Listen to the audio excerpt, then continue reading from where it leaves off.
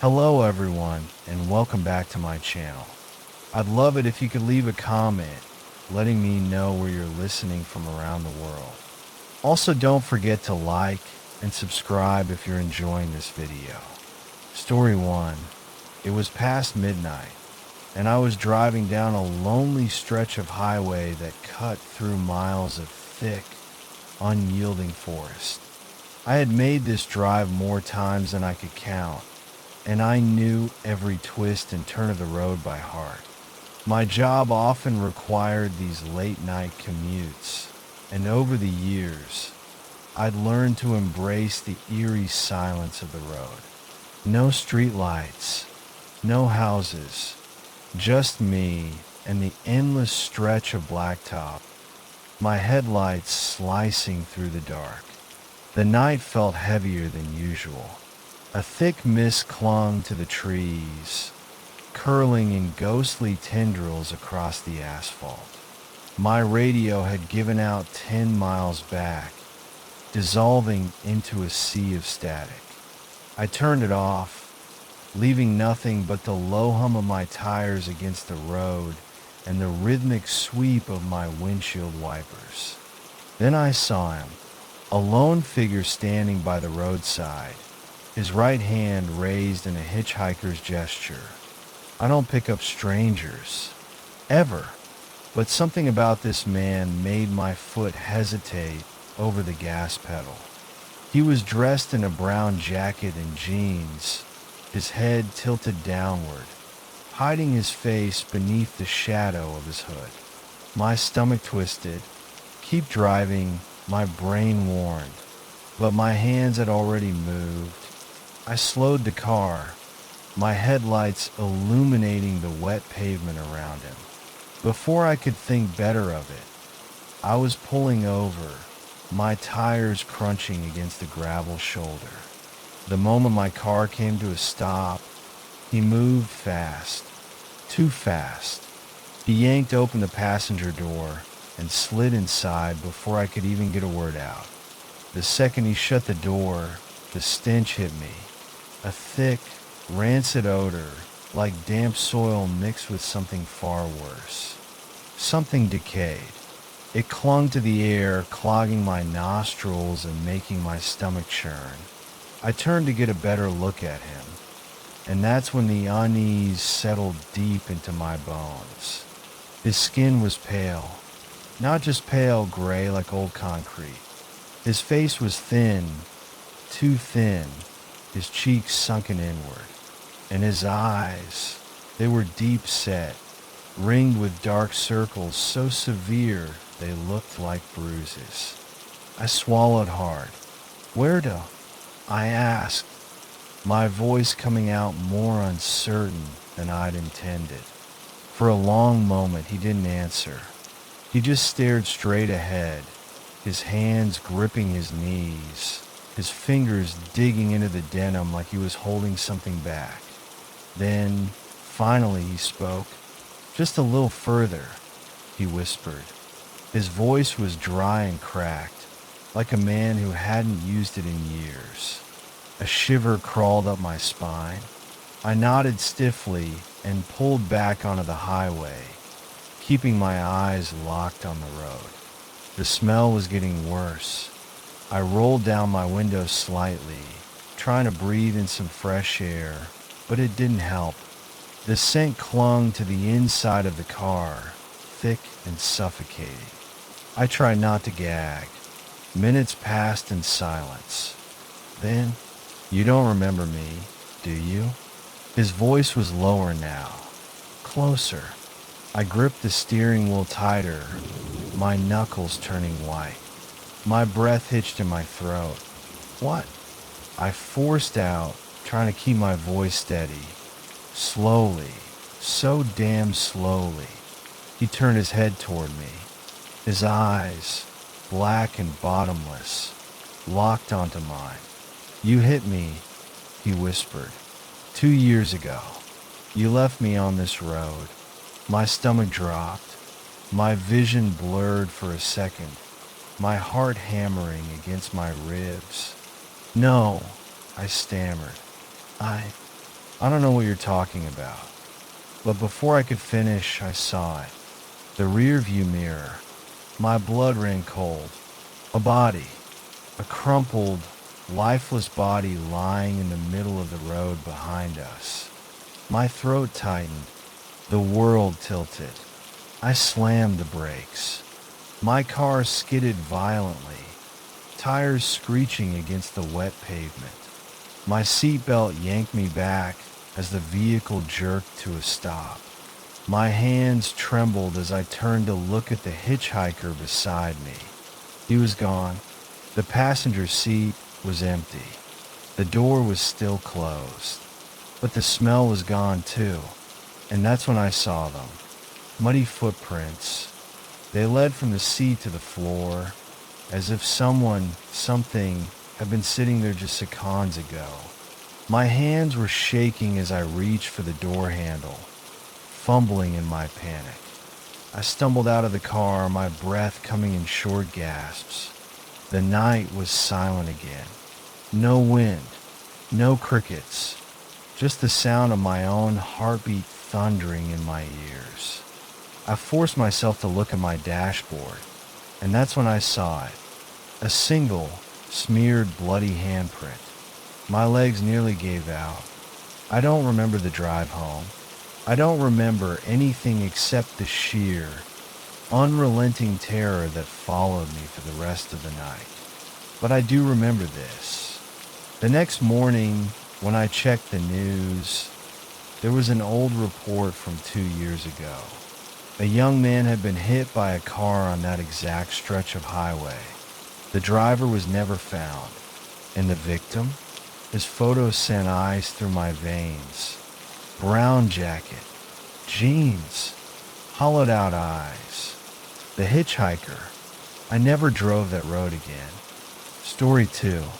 I was exhausted. The kind of bone-deep exhaustion that makes your eyelids feel like bricks and turns the road in front of you into a blurry, endless stretch of blacktop. My shift at work had run late again. It was past 2 a.m., and I had a 30-minute drive home through empty streets and cold air that seeped through my cracked window. I told myself I'd be fine. Just another night. Just another drive. The city had gone to sleep. Traffic lights changed for no one. Stores sat dark and silent, their neon signs flickering out one by one. The road stretched ahead, a long, unbroken ribbon, flanked by houses with their curtains drawn tight. I yawned, rubbing at my eyes, then glanced up at my rearview mirror. That's when I saw him, a man, sitting in my back seat. Every nerve in my body locked up. My breath stopped halfway in my throat. He was wearing a dark hoodie, the hood pulled low over his face, his head tilted downward, like he was staring at the floor. I nearly swerved off the road. My hands clenched the wheels so hard my knuckles turned white. I hadn't stopped anywhere. I hadn't picked anyone up. My car had been locked when I got in. So how the hell was he there? The air in the car turned thick, suffocating. My skin prickled with sweat despite the cold. I swallowed hard, forcing myself to think. Maybe I was imagining it. A trick of the light. A shadow cast from something outside. I glanced at the mirror again. He was still there. I couldn't see his face. Couldn't tell if he was breathing. He wasn't moving. I tried to keep my voice steady. "Hey man, you okay?" No response. The silence pressed in on me. My pulse pounded so hard I could feel it in my fingertips.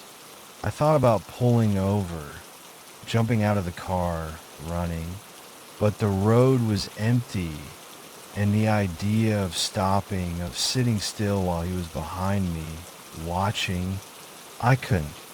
I reached for my phone, moving slow, careful. If he had a weapon, then he moved, not much, Just a small tilt of the head, a slight shift in his shoulders, and then his reflection in the mirror grinned. A wide, unnatural grin. Teeth too white, lips stretching too far. But the man in the back seat, he wasn't moving at all. The grin was only in the mirror. I slammed on the brakes. My tires screeched against the pavement. The seatbelt yanked me forward, knocking the breath from my lungs. Without thinking, I ripped at the door handle and stumbled out onto the pavement, gasping for air. The cold night swallowed me whole. I turned back to the car, heart hammering. The back seat, it was empty. The doors were locked. The windows were shut. Nothing inside except the faint glow of my dashboard lights. But my stomach twisted when I saw the rear window. A single, foggy handprint, pressed against the glass from the inside. I stood there, frozen, breath clouding in the cold air. My skin crawled, every instinct screaming at me to run, to get as far away from that car as possible. But I had to go home. I had no choice. Slowly, I reached for the driver's side door, hands shaking.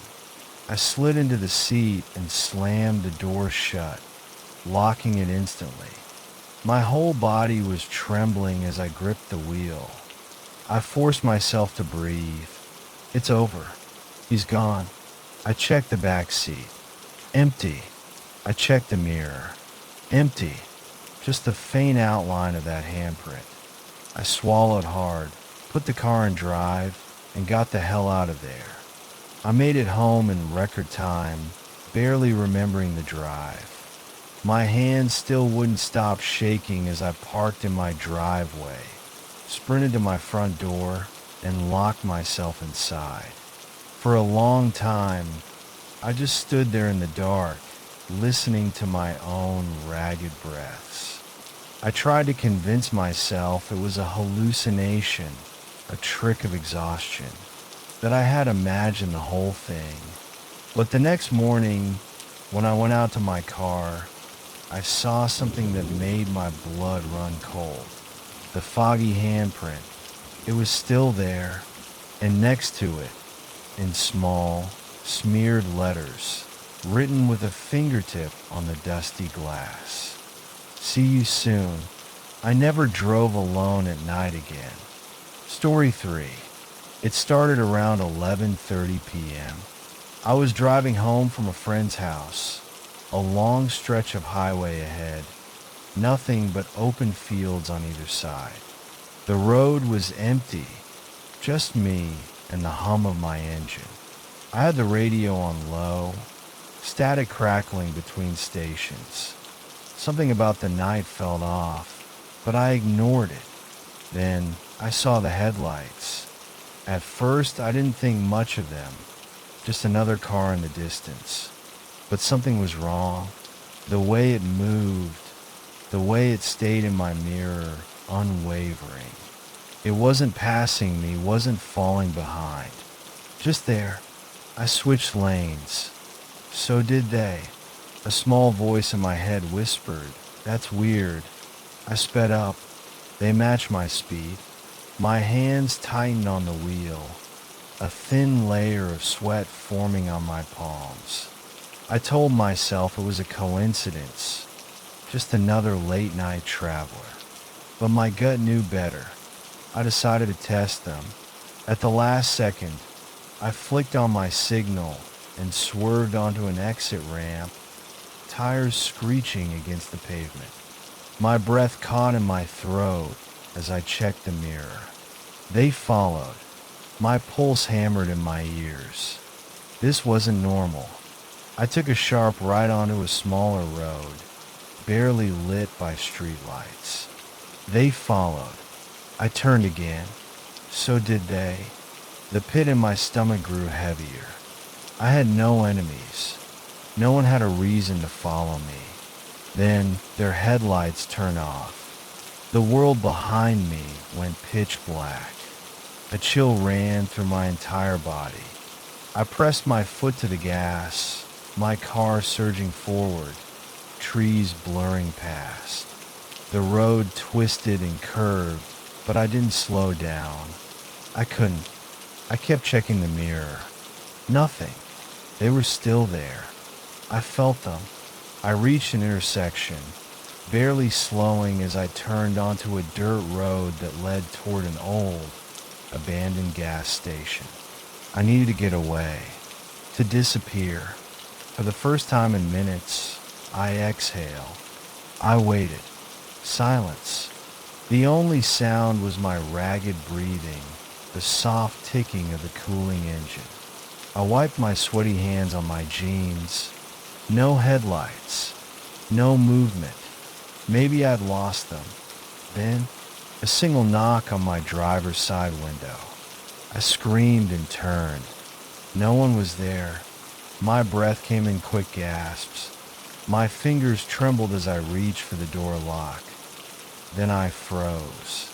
There was something on the glass. Faint smeared fingerprints, long and thin. And between them, 3 words scratched into the dust on the window.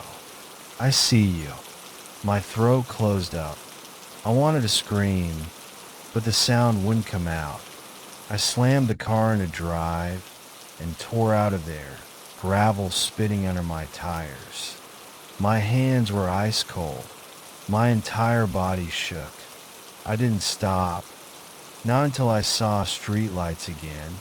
Not until I reached my driveway, fumbling with my keys to get inside. I didn't sleep that night. The next morning, I forced myself to check the car. The dust on the window had been wiped clean, but on my windshield, neat, perfect, deliberate, was a single fingerprint. I don't drive alone at night anymore.